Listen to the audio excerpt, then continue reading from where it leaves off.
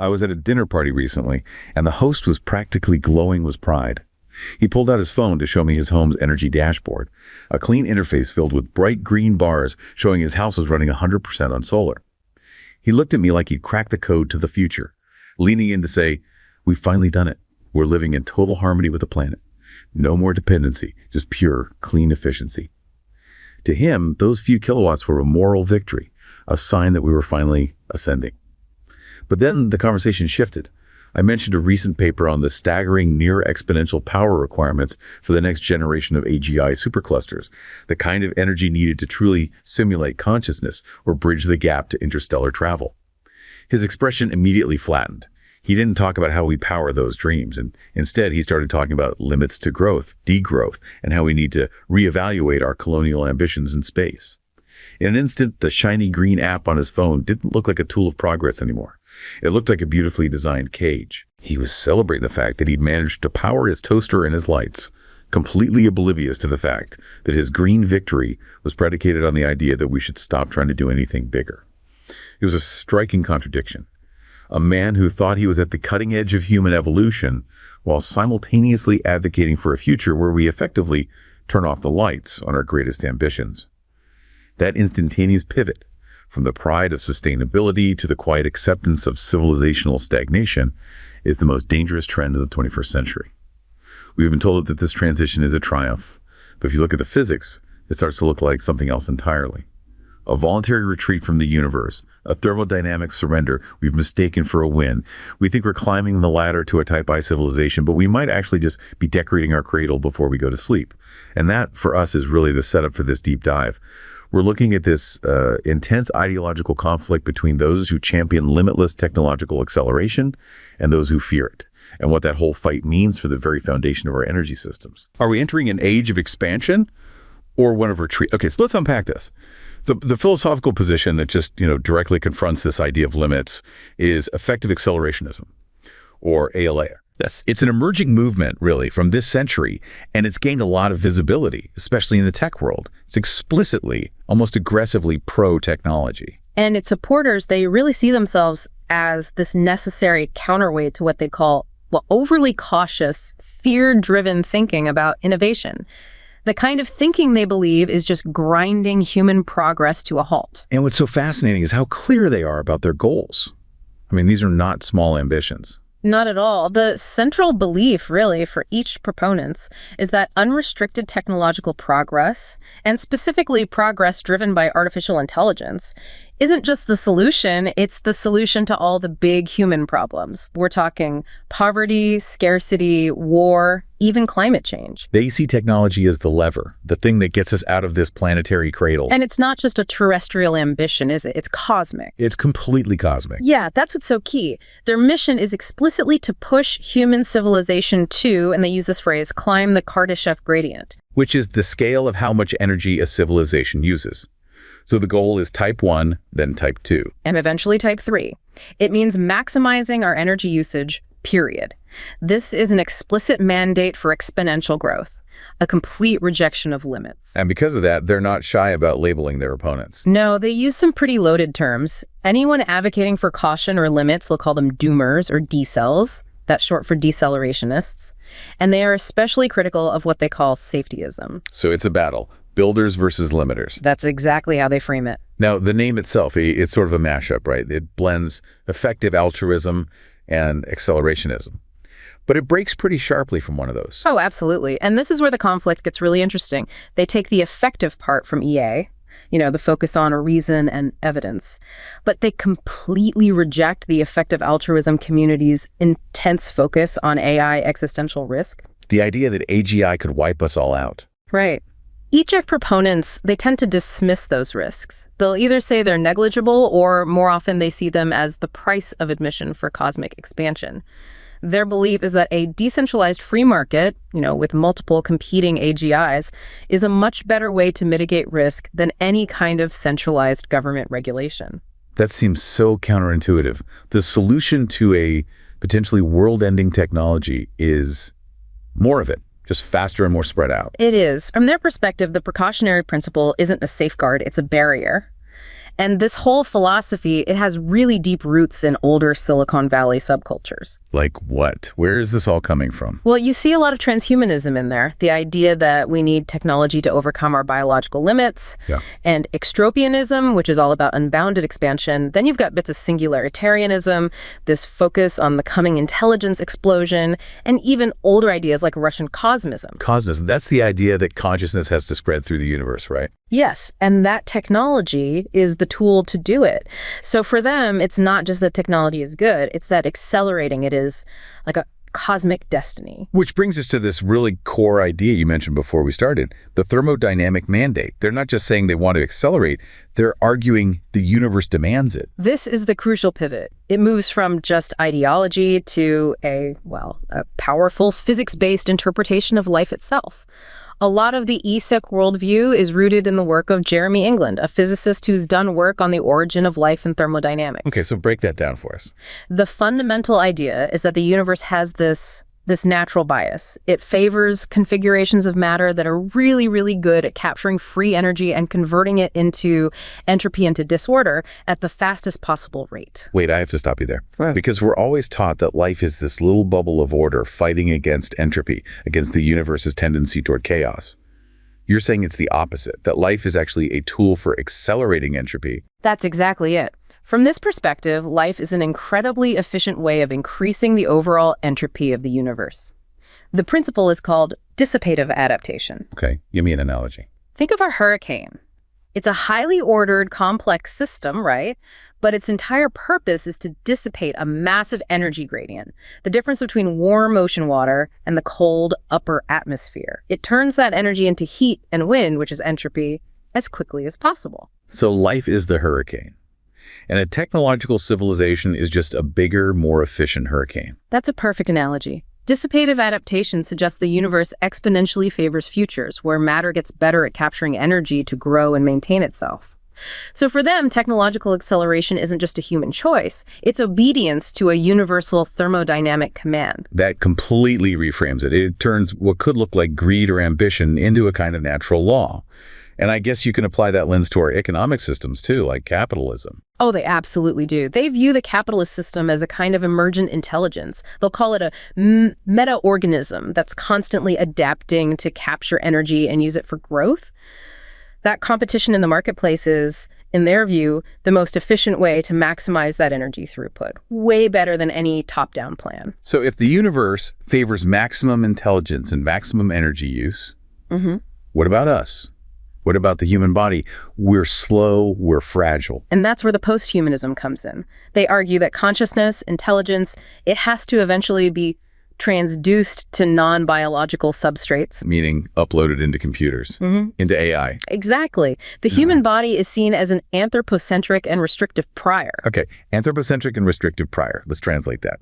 They see the human body as just our starting point, a limitation based on our specific evolution here on Earth. That's it. Our form is great for a Type 0 civilization, but for galactic expansion. It's slow, it's inefficient, it's stuck to this planet.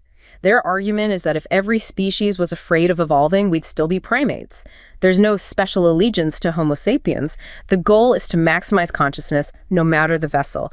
The thermodynamic imperative is what matters. Okay, so that's a really clear picture of the EAC philosophy. Yeah. But let's push back on this a bit.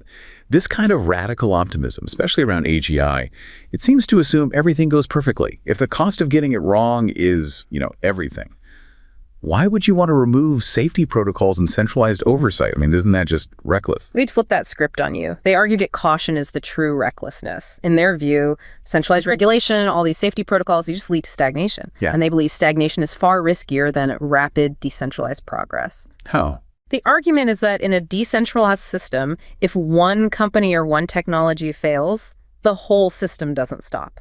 Competition acts like this fast evolutionary filter. It finds and fixes risks much quicker than some slow, bureaucratic government body ever could. So 1,000 small risks are better than one big civilization-ending pause.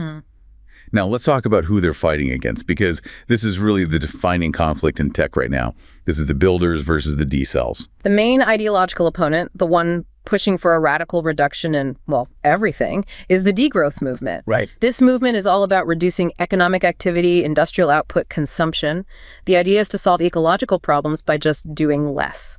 ATIC is the complete opposite of that. They see capitalism and energy consumption as the engines of expansion, not problems to be solved by shrinking. To be fair, though, the degrowth argument is based on real, measurable planetary limits, isn't it? Right. They're pointing to finite resources, the planet's carrying capacity, the damage from industrial expansion. Absolutely. It's not just a philosophical whim.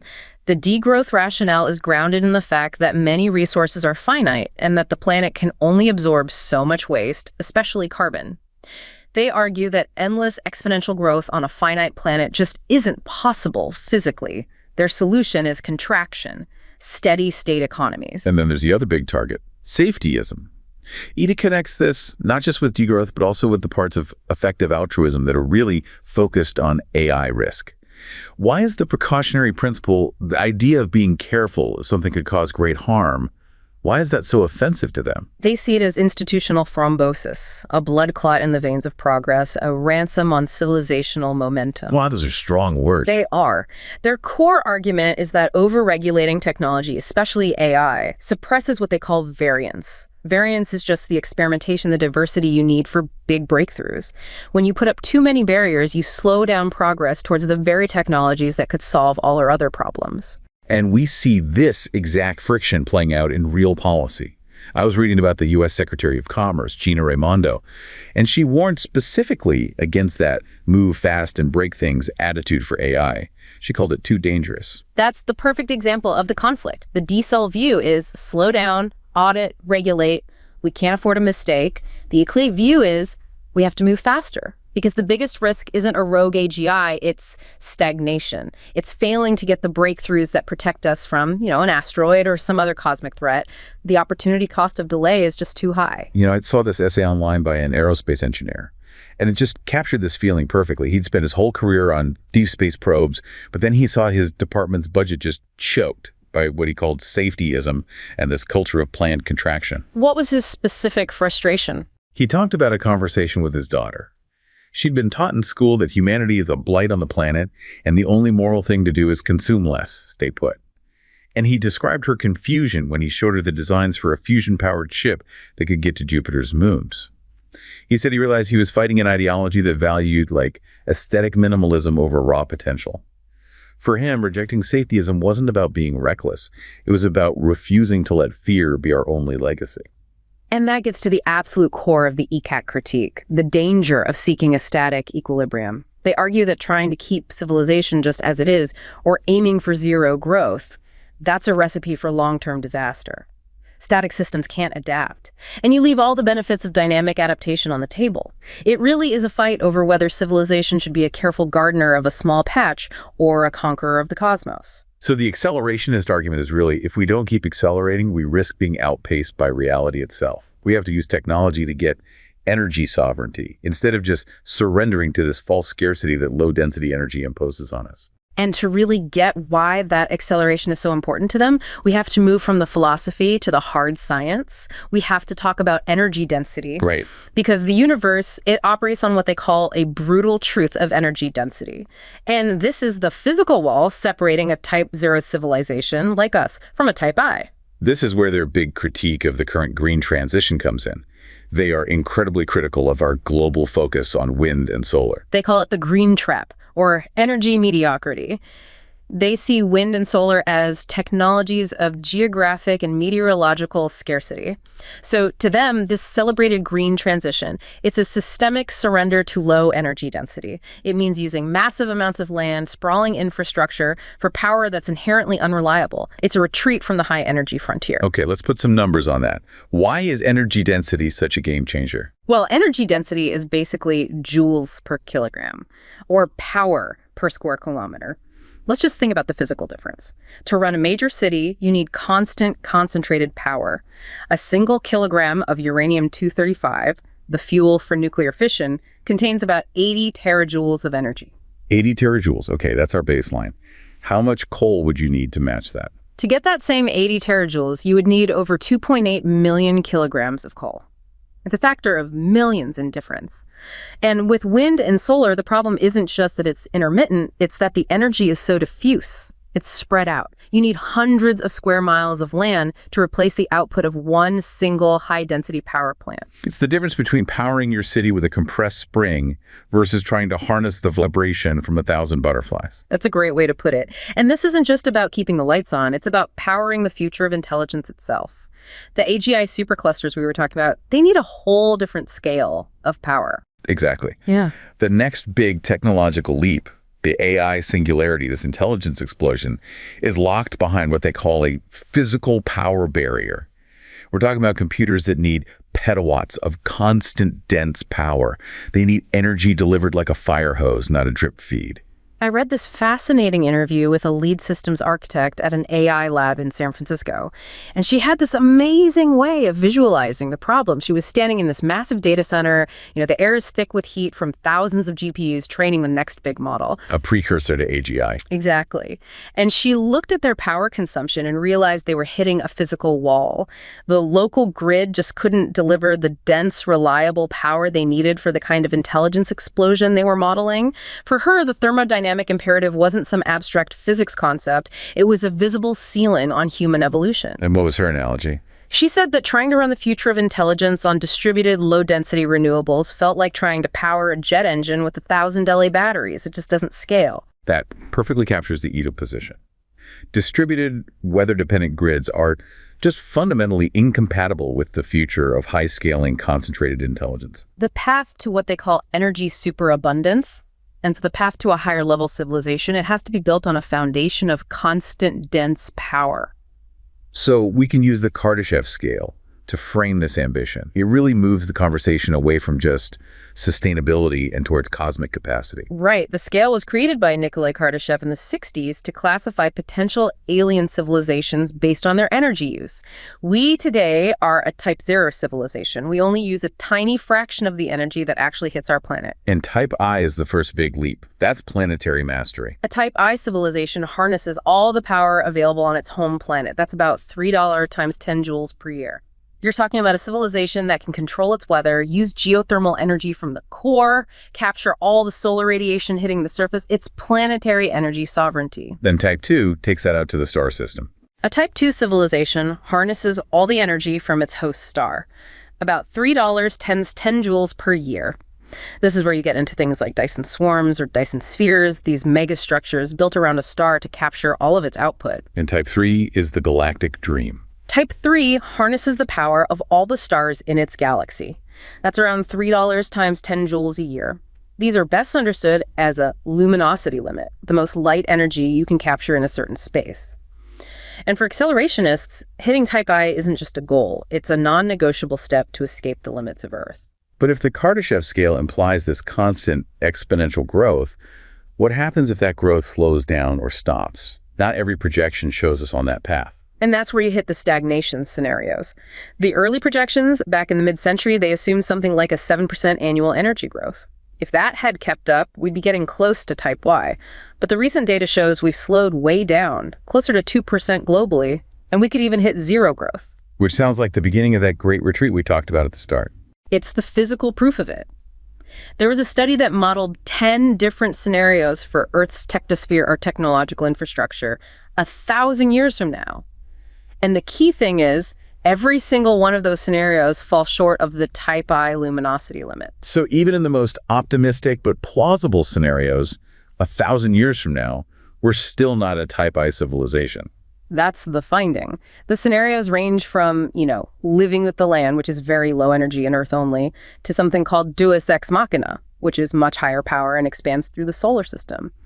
But even that one only reaches $10 joules per year.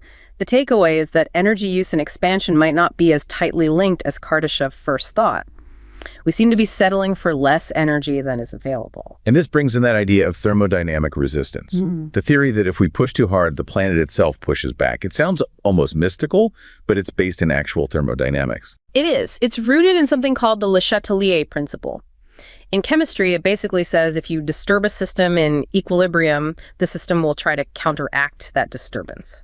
In this model, human activity, all our excess energy consumption is the disturbance. So if civilization produces too much energy and waste, the planet starts processes to reduce our activity. How would that actually manifest?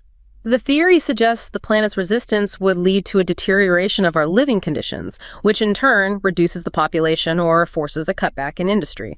So this resistance might show up as climate change, pandemics, or even humanitarian crises, breakdowns in social order, political conflict. It's a pretty chilling physics-based argument for why the limits to growth might be enforced by the Earth itself.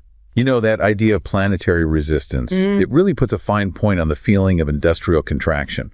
I was reading these forum posts from a retired power grid engineer in Germany's Ruhr Valley, a place that used to be the absolute heart of coal and steel and massive energy. And he's seen the shift to low density firsthand.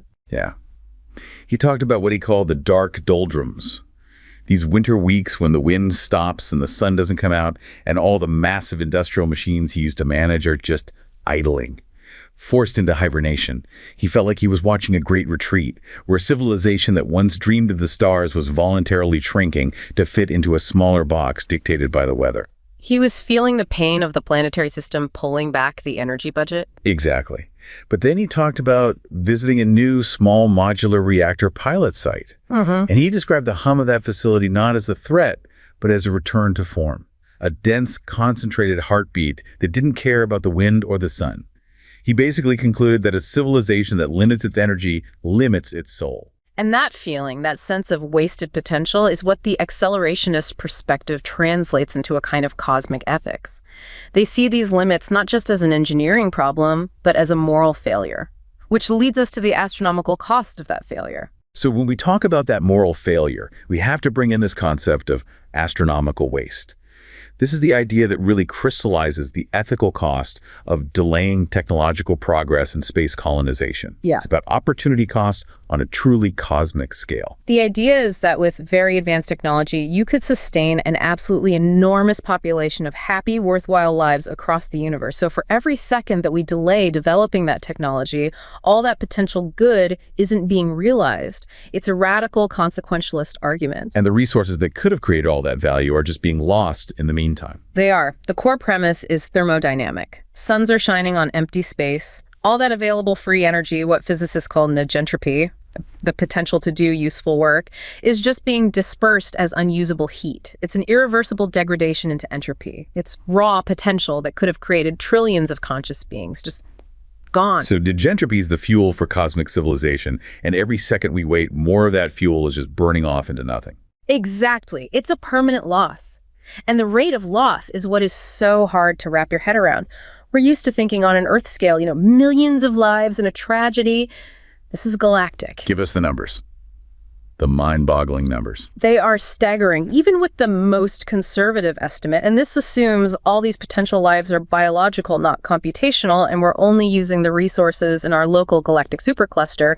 The potential for 100 trillion potential human beings, that's 1014 lives, is lost for every single second of delay in colonization. 100 trillion lives per second. That just completely recalibrates what opportunity cost even means. It makes any delay seem morally catastrophic. And if you use the computational estimate, which a lot of accelerationists think is more realistic, where you simulate lives in massive computers powered by stars. Right. Then the number jumps exponentially. The literature suggests it's something like 10 potential human lives lost per second of delay. The exact number isn't the point. The point is that it's huge. So from a strict utilitarian view, where you want to maximize total value, speeding up colonization by even 1 second has this astronomically large payoff, bigger than almost any other problem we could solve on Earth. That is the cold, hard math of it. Advancing the technology is the single action with the greatest potential impact on total value in the universe. Okay, but this is incredibly cold, right?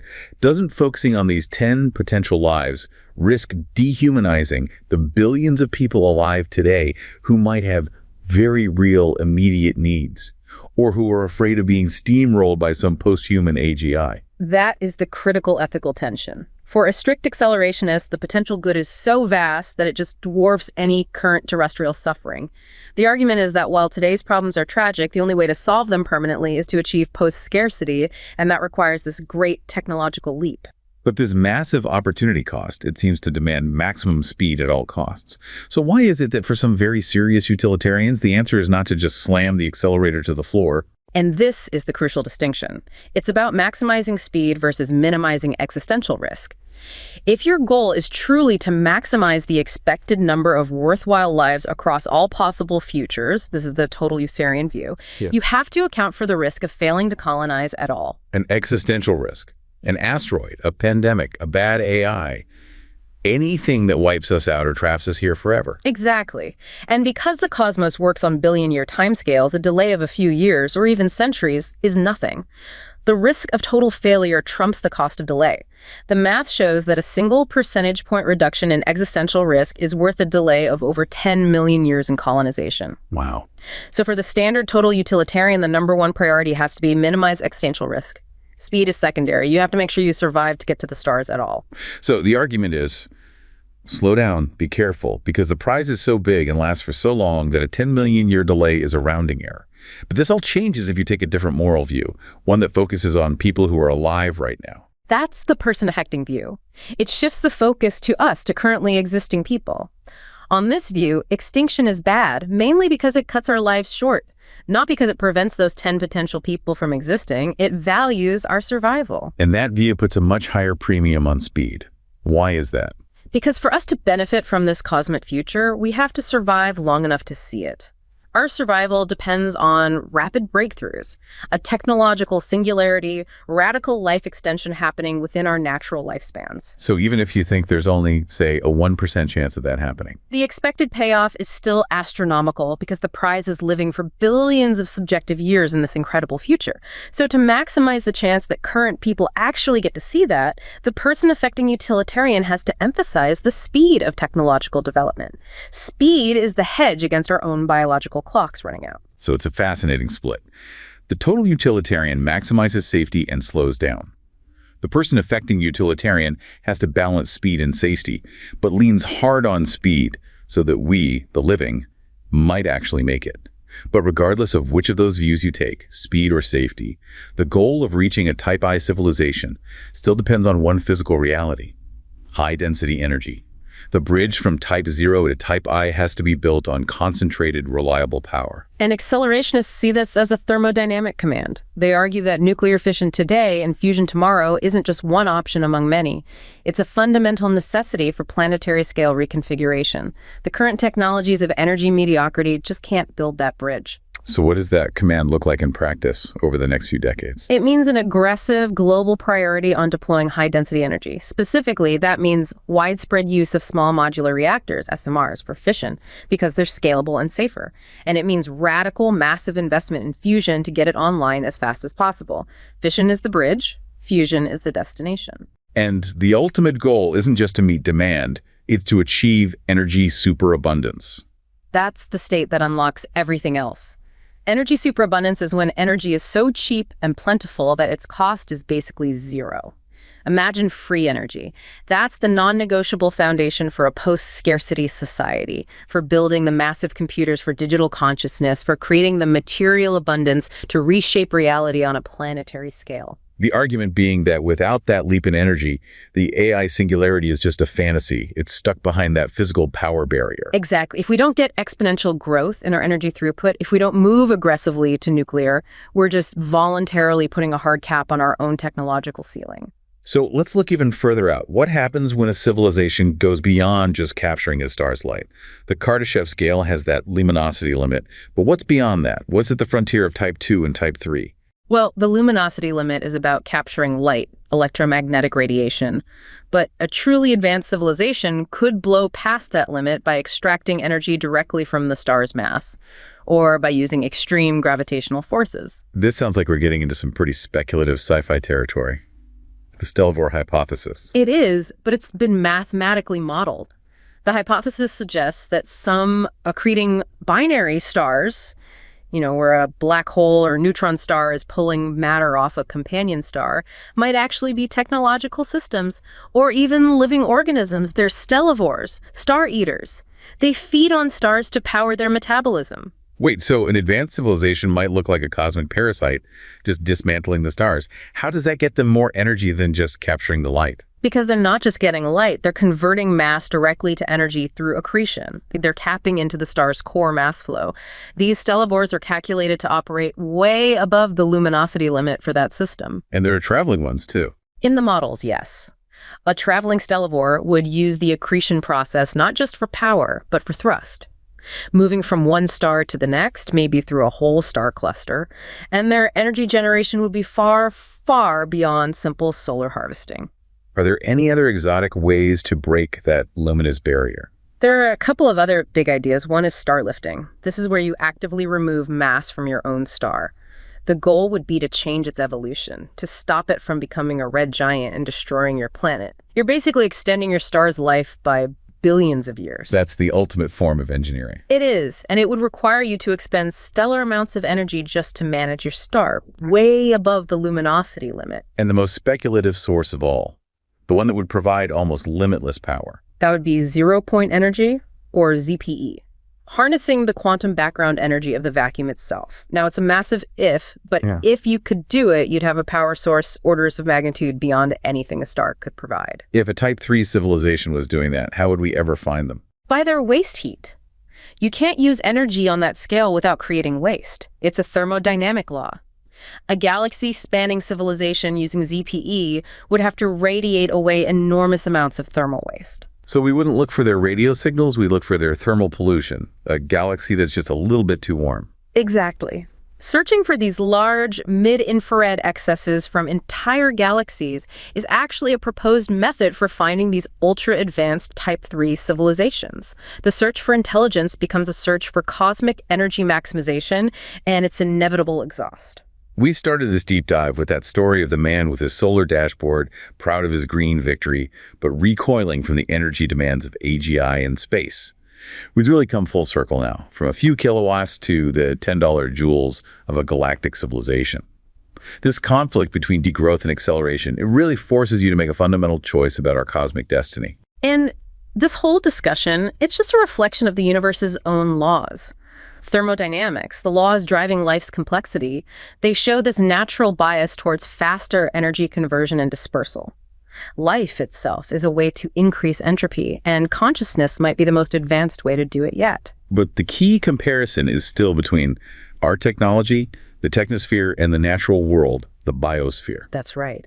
And right now, our technosphere is actually less effective at dissipating energy than the biosphere is. You think about an old-growth forest, it's this massive, highly efficient energy-degrading system. It's producing entropy far more efficiently than most of our technology. And our focus on low-density energy might be holding us back from making that next evolutionary step that thermodynamics seems to demand. If you follow the universal tendency, the technosphere has to evolve to the next level of complexity, of greater energy conversions. The things we build have to become like living systems, maximizing energy throughput to sustain themselves. And that means high-density, high-throughput energy isn't a luxury, it's a necessity. So, in the end, the choice seems pretty stark. We can choose this voluntary retreat into what looks like a beautifully designed cage of limits and energy mediocrity, just accepting the boundaries of our planet and staying a Type 0 civilization. Or we can choose to embrace the exponential growth in energy and all the technological risks that come with it, to fulfill that thermodynamic imperative and expand consciousness into the universe, to become the stellivores we just talked about.